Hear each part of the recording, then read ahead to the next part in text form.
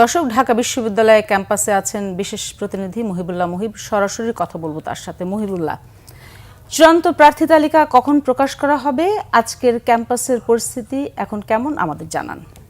রওশন, আসলে চূড়ান্ত প্রার্থী তালিকা সেটি আসলে 4:30টার দিকে আনুষ্ঠানিকভাবে গণমাধ্যম কর্মীদের উদ্দেশ্যে ব্রিফিংয়ের মাধ্যমে এটি প্রকাশ করা হবে এবং প্রকাশ করবেন ডাকসুর যে প্রধান রিটার্নিং কর্মকর্তা রয়েছেন তিনি। আমরা এই মুহূর্তে রয়েছি সেই সিনেট ভবনে এবং সেখানেই মূলত আমরা অপেক্ষায় রয়েছি যে কখন এই পূর্ণাঙ্গ তালিকা প্রকাশ করা হয়, ডাকসু নির্বাচনের প্রার্থীদের তালিকা।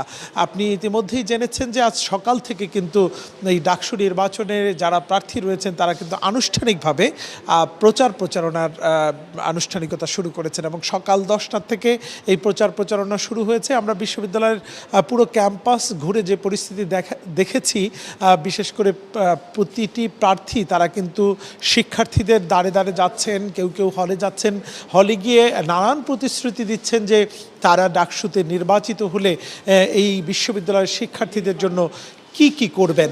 এবং বিশ্ববিদ্যালয় প্রশাসনের পক্ষ থেকেও কিন্তু কড়া নজরদারি রয়েছে যাতে কেউ আচরণবিধি লঙ্ঘন করে এই প্রচারণা করতে না পারে এবং সব ধরনের অপ্রীতিকর ঘটনা এড়াতে বিশ্ববিদ্যালয় প্রশাসনের যেমন টহল টিম রয়েছে, একই সঙ্গে কিন্তু আমরা আইনশৃঙ্খলা বাহিনীর বিশেষ করে গোয়েন্দা নজরদারিও কিন্তু আমরা লক্ষ্য করছি। সব মিলিয়ে আজ থেকে মূলত ডাকসু নির্বাচনের যেই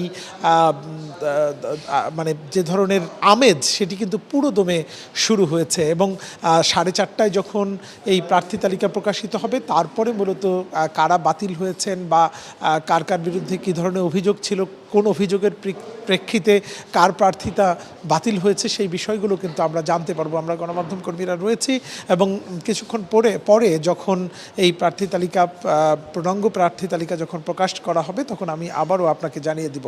রওশন, ধন্যবাদ মুহিবুল্লাহ মুহিব। ঢাকা বিশ্ববিদ্যালয় ক্যাম্পাস থেকে জানাচ্ছিলেন মুহিবুল্লাহ মুহিব।